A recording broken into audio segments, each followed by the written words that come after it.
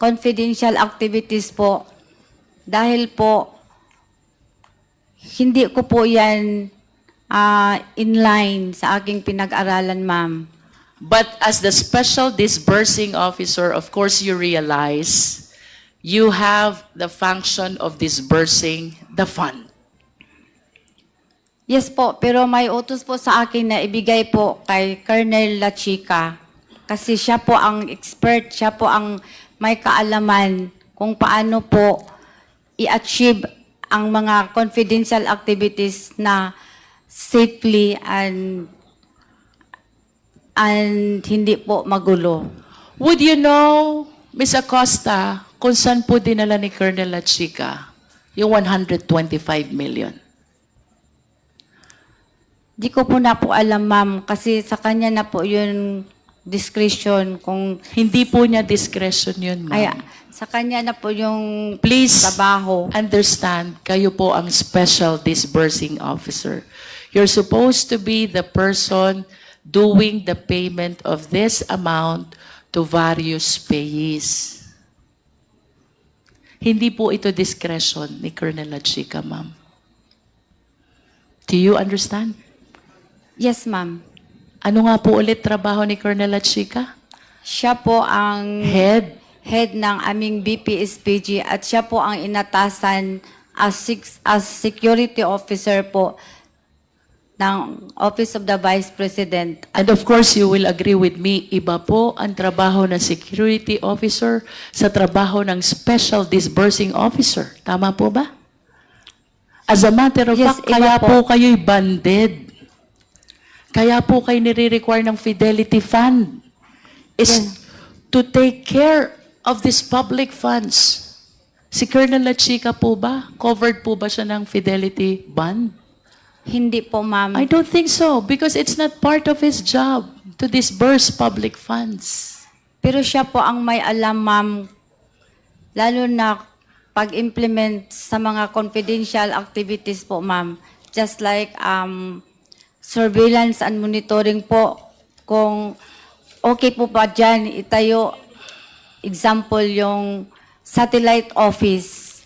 Even when he is aware of the implementation of the surveillance activities, you, as a special disbursing officer, should be the one actually paying all the recipients. Do you understand, Ms. Acosta? I understand po, ma'am. Then why did you give all the money to Colonel La Chica? Because po may utos po si Ma'am Inday Sara na sa kanya ko po i-release. Kasi siya po ang nakakaalam kung paano po i-implement ang mga programs and activities in line po sa confidential fund. Siya Okay. po ang mag-survey, surveillance and monitoring po. Sa kanya po yun, wala po akong alam. Ms. Acosta, I hope you realize that it is incumbent upon you as the special disbursing officer to know all the recipients of the entire 125 million. And it is totally wrong to say na wala kayong alam. Because in the first place, trabaho nyo po to disburse these funds to the various number of recipients. Let us proceed to liquidation report. Secretariat, kindly flash the liquidation report.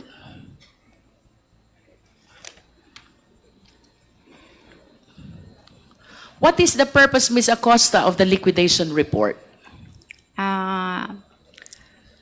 To liquidate the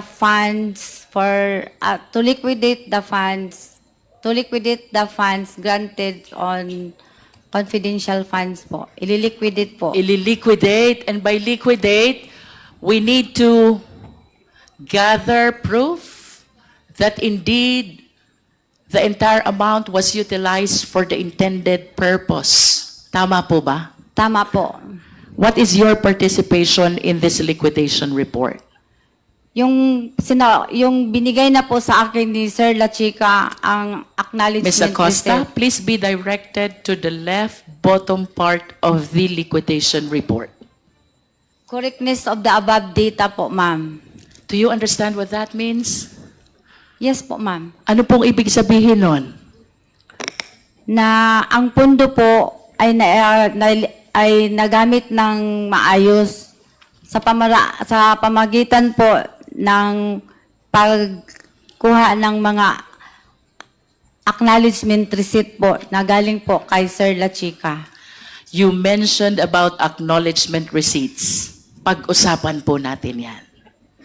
As a special disbursing officer, part of your job is to certify the correctness of the above data, and that includes the acknowledgement receipts that you mentioned. You agree? Yes, ma'am. Okay. Based on examination, Ms. Acosta, mayroong 700 na acknowledgement receipts. May signature, pero walang printed name. In other words, we could not hold anyone accountable for the given amounts. What can you say about that? 700 mahigit na acknowledgement receipts. May signature, pero walang printed name, so you cannot tell who the recipient really is. Do you think, given that situation, you certified the correctness of the data? Kasi Yes or no? yes, ma'am. And do you believe that that is correct? Hindi Yes. mo alam kung sino ang recipient?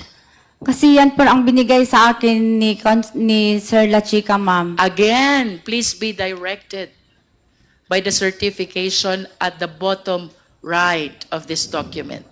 Gina Acosta, certifying to the correctness of the above data, and that data includes the acknowledgement receipts. How did you certify correct the 700 plus acknowledgement receipts which bear unreadable signatures and does not bear the printed name of the recipients? Tama po ba yon? Sa paningin ko, ma'am, ang maka-answer po ng maayos ay si Sir La Chica po, ma'am. Sa paningin niyo po bilang Special Disbursing Officer, tama po ba na ang acknowledgement receipt ay wala kang pagkitaan ng pangalan? Tama po ba yun? Kasi po ang alam ko Please po, answer the question, Ms. Acosta. I believe that the question is answerable by yes or no only. Kayo po ang Special Disbursing Officer, and you said from this liquidation report, I'm certifying to the correctness of the above data. 700 plus acknowledgement receipts with signature, unreadable, and without printed name. Tama po ba na i-certify na tama yung 700 mahigit na acknowledgement receipts na yon? Tama po o mali? tama po, ma'am. Tama? Yes po, ma'am. Kahit wala pong pangalan? Kasi po, ang makasagot po niyan ng maayos, ma'am, pwede po si Sir La Chica. Okay, let's do this by way of hypothetical question. Kayo po ang accountable disbursing officer. Ibig sabihin, kayo po ang may pananagutan sakaling mawala, may mangyaring hindi tama, dito po sa 125 million. I hope you anchor your answer on the fact na kayo po ang mananagot doon sa 125 million as a special disbursing officer. Tama po ba nag-release kayong pera? Tapos yung acknowledgement receipt, walang pangalan ng recipient. Tama po o mali?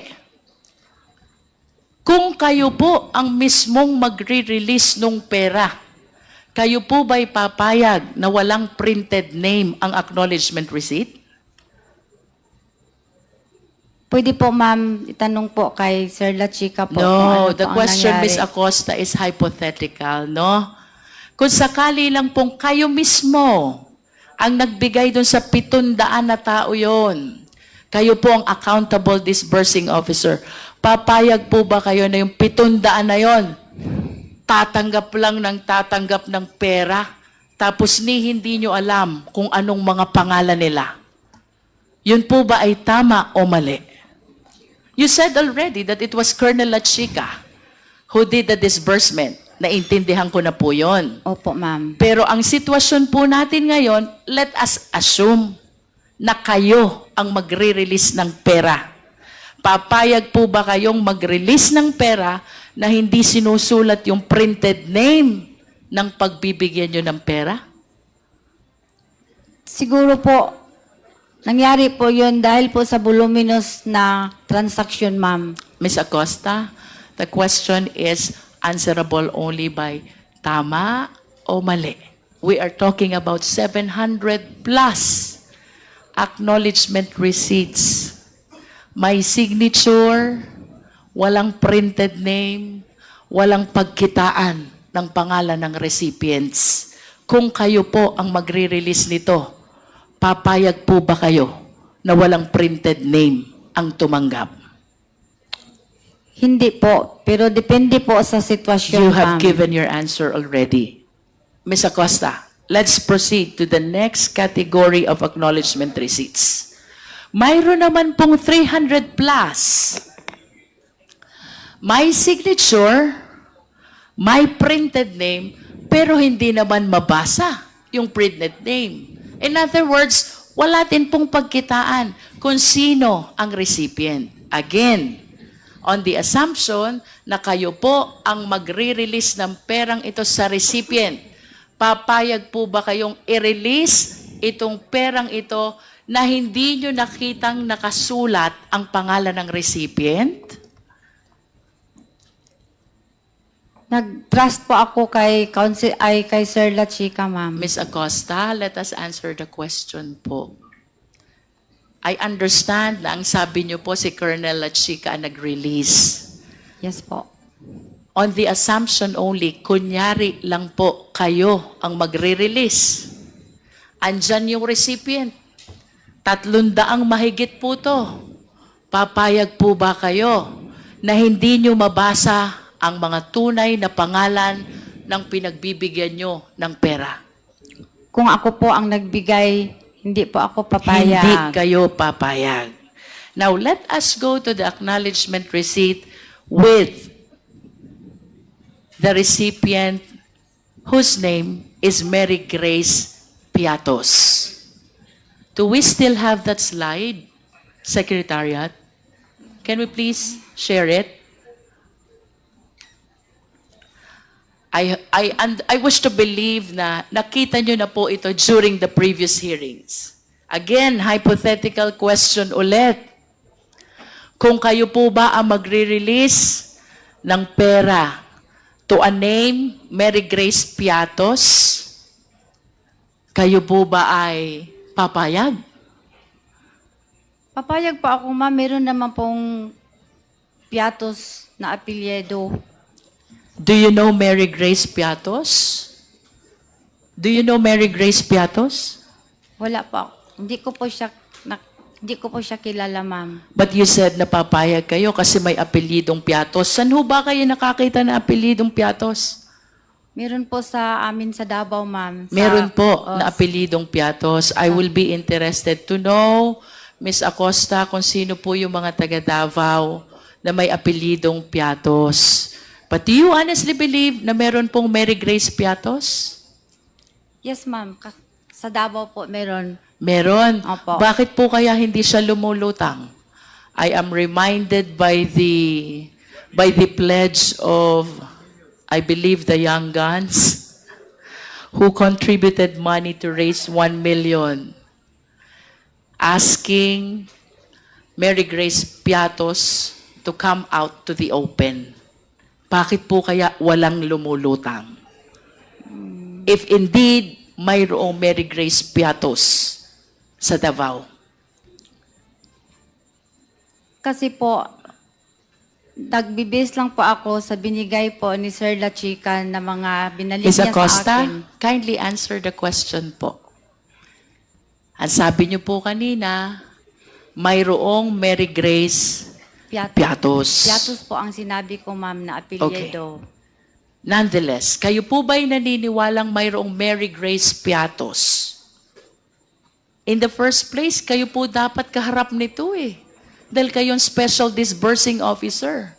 But you kept on claiming that you handed the entire amount to Colonel La Chica. Kaya hindi nyo alam kung ano nangyari doon sa pera. O ito na po ang consequence. Ipinagtiwala nyo ang disbursement sa hindi naman accountable officer. How will you answer now to that? acknowledgement receipt. Paano nyo po ngayon ipapaliwanag yan? Kayo po ang accountable officer and you're bound to explain who is Mary Grace Piatos. Hindi po talaga ako maka-explain yan, ma'am, kasi hindi po ako ang nagpapipirma po, ang nag-execute po ng acknowledgement na yun, ma'am. Si Sir La Chica po. You said ang nag-execute po ng acknowledgement ay si Sir La Chica. Sino pong pumerma dyan? Siya lang po ang makakaalam, ma'am. Si Colonel La Chica lang ang nakakaalam. Yes po, kasi siya po ang nag-execute ng acknowledgement receipt po. Miss Acosta, ako po'y gusto ko pong maawa sa inyo kasi while you entrusted the entire amount of 125 million to Colonel La Chica, who is not an accountable officer at all, I hope you realize, kayo po ang mananagot sa buong 125 million. Are you aware of that? Yes, ma'am. Aware po ako. Balikan ko po si Mary Grace Piatos. Anchoring my question on your statement na may mga piatos sa Davao City. In spite of the pledge of 1 million by Young Guns, kung talaga pong may Mary Grace Piatos, I believe 2 weeks na ang nakaraan, but wala po kayang nagpapakilala na Mary Grace Piatos. Piatos lang po ang sinabi ko, ma'am. Hindi Ano po yun? Piatos lang po na apelyido ang sinabi Yes, ko. but you said that there are piatoses in Davao City. May mga piatos sa Davao.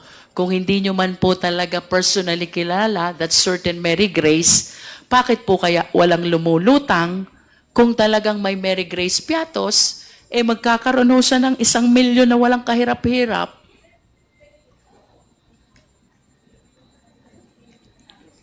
Would you agree with me if I would say? The reason kung bakit walang lumulutang ay dahil wala naman talagang Mary Grace Piatos. Tama po ba?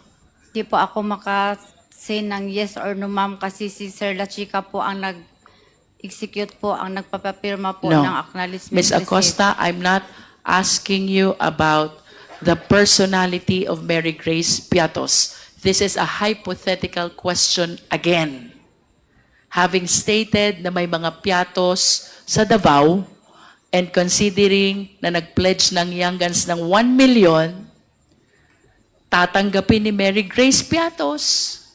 The only condition is magpakilala siya. Ako si Mary Grace Piatos. Tama po bang sabihin na kaya walang lumulutang na Mary Grace Piatos ay dahil ang totoo, wala naman talagang Mary Grace Piatos? Tama po o mali? Yun po ang answer Tama ko, po ma'am. o mali, Miss Acosta? Siguro, tama po yun, ma'am. Okay. Now let's proceed to that acknowledgement receipt with the name Kokoy Villamin.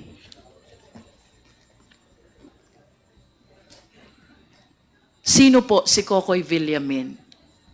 Ganun pa rin, ma'am. Di ko po siya kilala. Secretariat, please flash again the AR.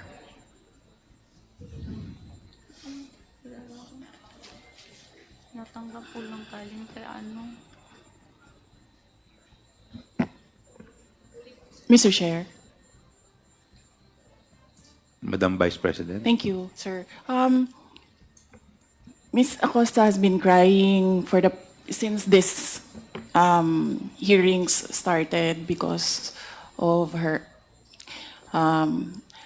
fear and a lot of other things. Can we just give her some air?